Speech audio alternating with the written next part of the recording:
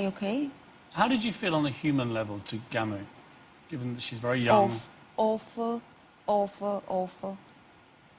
Have you spoken to her since? I can't. I don't know what to say. What am I supposed to say? By the way, I'm sorry I didn't take you any further. And I'm sorry now that your life's upside down. What am I supposed to say? Were you made aware at any stage of any of the deportation issues? Absolutely not. Do you think anybody knew, or has this been a big Nobody surprise? knew, that's what I mean. Is it that? She was judged purely on her singing ability, as far as you're concerned? 100%. Nobody knew at that stage, I don't think, not even the newspapers. Nobody knew at that stage. When we did the audition, it was purely based on how each girl performed over those couple of days. Let's not get carried away with ourselves here. We're making a TV show. Okay, it's a TV show. This now has become her life. Forget the singing competition is upside down.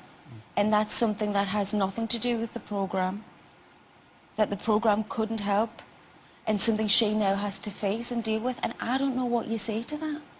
Well, so I think forget the programme for a moment. On a human level. On a human level, woman it's to young terrible. woman, what would you say? As someone who, by the way, you yourself auditioned for shows. You got lucky and won, and your career went into the stratosphere. So you know that desperation that people feel when they get to that stage, because you were there. I think probably on that level, what would you say to her now to try and make her feel better than she probably is? Well, it's one of those things where it's become so much more than it ever was, and I didn't judge her or make that decision based on the information I know now.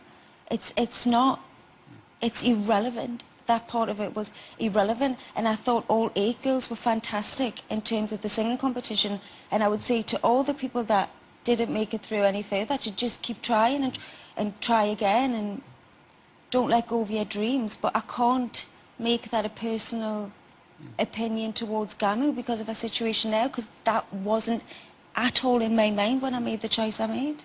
I quite like the little ridge. They call it the Tweedy snack. A Tweedy snack? Yes. I've got a Tweedy nose. A Tweedy snack? Yeah. So you'll never get it fixed, you don't think? Are you suggesting I need to? No. There's been a suggestion that you already have. I'm just throwing it out there as a possibility. Wow. Absolutely. You're happy with your Tweedy snack? I'm happy with me.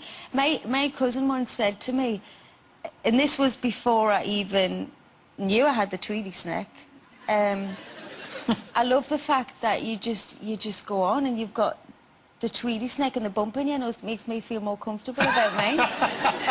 And I didn't even know before. See, the weird thing for me is when you've been frowning, and you have been frowning at me quite a lot so far, it actually seems to move. I'm quite surprised by that as well.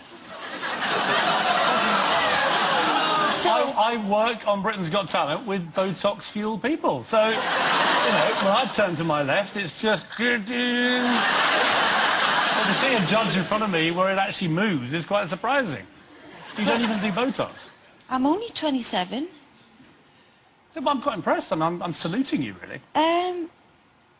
I would be terrified. Again, I'm not judgmental of anybody that does it, else I wouldn't be sat next to Simon.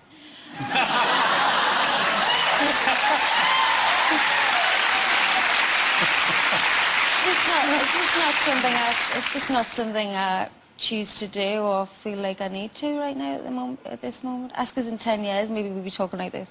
I mean, do you have anything against plastic surgery?